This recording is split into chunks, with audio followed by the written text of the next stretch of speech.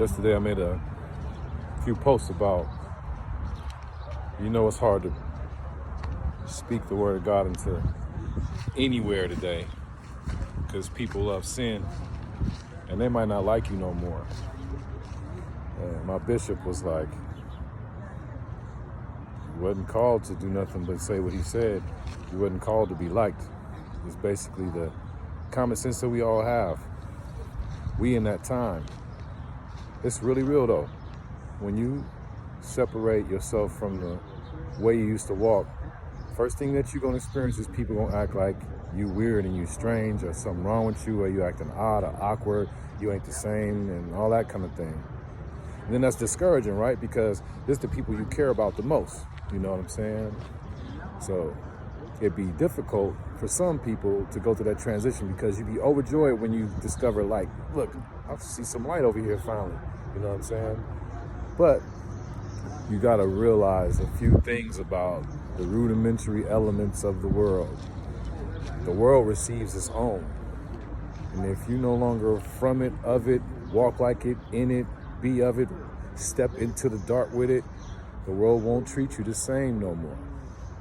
That's a separating the wheat from the chaff experience, an event taking place in your life. When you get that discouraging blow, which is very difficult, especially when it comes from the people you love the most, you know what I'm saying? You got to keep pressing forward.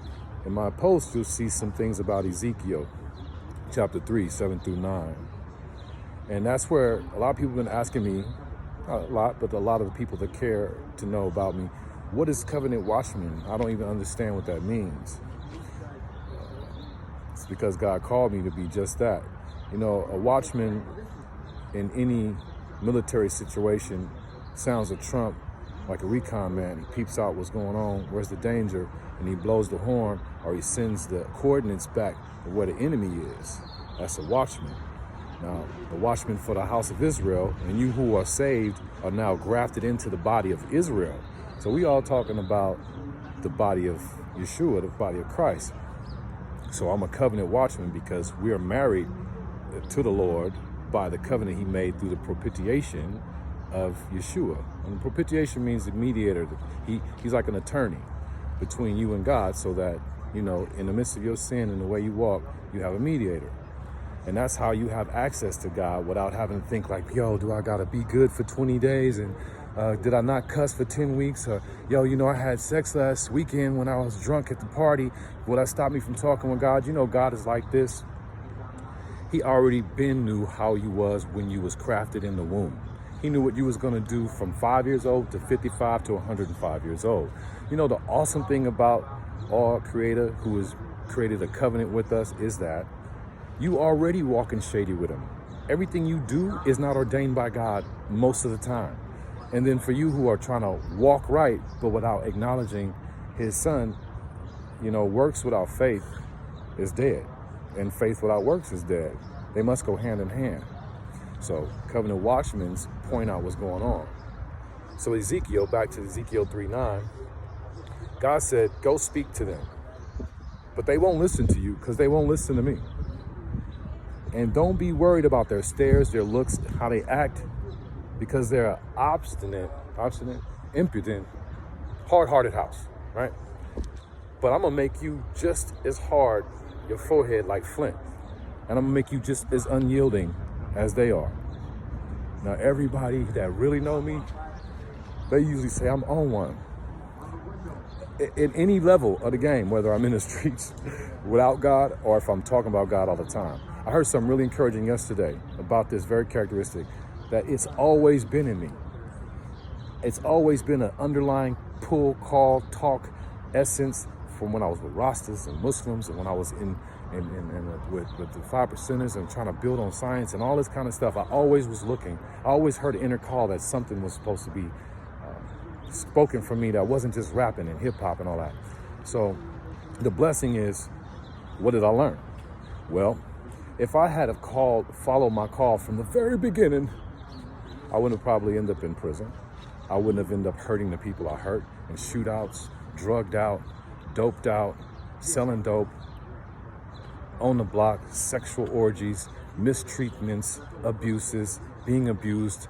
I didn't listen to the call. But the awesome part is God knew that. So I'm bringing it back to this for you. If you know God from what you've heard, right? If you've heard that God is accepting and open arms, once you receive him, we're supposed to be the same way to each other.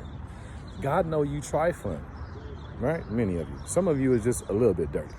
You know, some of y'all who got it together, you know, I ain't speaking, I guess some of y'all got it all together, right? But some of y'all know what I'm talking about. Some of us is dirty as hell.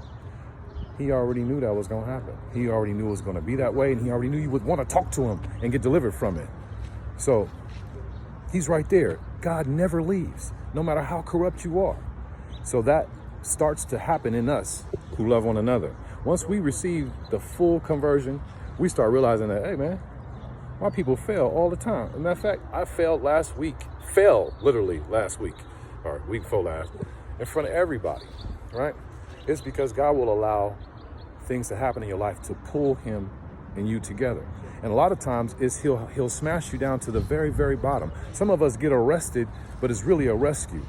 Some of us get humiliated. Some of us just get totally embarrassed in the circumstance and be like, yo, I never want to live like that again. Or you might get blasted and blindsided from every single possible area in your life, because some of us let spirits into our life, and then 7 more deadly spirits come, and then you find wreaking havoc and stuff in your household, all kinds of things that God will use to call you back. So that's my calling in my life. You know what I'm saying? And I've been running for it from forever. My bishop can attest to it. I was ordained as a minister, recommended and got other people ordained as ministers, and I stepped down, right? Because I was like, man, I made up these excuses for why I didn't want to be a hypocrite in the church, and I didn't like the things I saw in the church. I am not churchy. I am not religious. I am totally faith-based, spiritual. Religion is an observation, and observation is a representation of my characteristics and my faith. But my faith and my walk is a living entity. It's a living, breathing thing. So, Covenant Watchmen, there's some of y'all out there, and then there's some of y'all wondering how I'm gonna get good, how I'm gonna get right with God, how I'm gonna walk in this world, how I'm gonna deal with the political new correctness, which is accept all sin but don't talk about it. Your face, your heart, your head, you gotta be gangster about it. And I'm telling you, it's like being a gangster. You gotta really be able to say, hey man, that's wrong. You know why? Because he said so. This is how you're supposed to live. This is what it's supposed to be. And this is how we're blessed by him with long life, good days. And he'll put an increase on our crops and in our finances and in our health. But you gotta have somebody tell you the truth. If you wanna believe lies, well, the world is wasting away in a bunch of lies. And now we all see how destructive that force is. So that's my Juneteenth. Congratulate the I wouldn't say the black people. I would say the African-American people for being acknowledged of a robbery that they haven't acknowledged until all this time. It's supposed to be about the emancipation of the slaves, right? And they never acknowledged this until today. Well, that's fine, but there's a lot more things we need to acknowledge, like the murder of our people by the police and the murder of our people by each other. That trumps what the police do. Why is it police can do all this all the time, but we be sitting up talking about, you know, I'm gonna pull up on you, what's happening, I'm getting at you, whatever. We need much more than the government. We need God. You feel what I'm saying? So I noticed since I've been talking about God and like literally turning away from the wickedness every week, and it's been happening slowly. Like, you know, it don't happen overnight. You know what I'm saying? You can have a conversion, and then next week you might be outside smoking blunts, chilling, but the conversion is still happening to you because it's a step-by-step process. You know what I'm saying? But once he tap in with you and got you, it's over. And so for me, it's over. I noticed other people dropped off since I've been talking about God and Christ and all the oracles of God. People done really just, I don't want to hear all that. I'm cool. It's cool. God's going to put in front of my face who's supposed to be there in every single place in my life. If you're not coming at me in righteousness, I'm cool. I don't care if it's my mama, if it's my wife, my cousin, brother, auntie, anybody, uncle, daddy, great grandma. If you ain't coming at me, if I can't receive from you, and I know you know the truth, I know you know what the oracles of God mean, and I know you know what walking in salvation and having the Christ-like character mean. If you ain't gonna rock with me on that, I'm good. So That's what's happening. I hope y'all have a wonderful weekend. Be safe out there. And remember, this still is a historic event. Even though it's the Juneteenth festival, it's still historic for our children in that it's a national holiday. It doesn't matter to put any kind of downgrading on it. You know, your children should experience it, not just in a, hey, let's go have a festival where black people have a business and performing with bands and stuff. Nah, it's the declaration of the independence of the freedom of the slaves that was never given. It's like a March on Selma moment. This is a Mega Don Mega TV, Black Book, African identity, still sucker ducking and dummy dodging for price, for life. Dig that. I'm out of here. Covenant Watchman, dog. Dig that.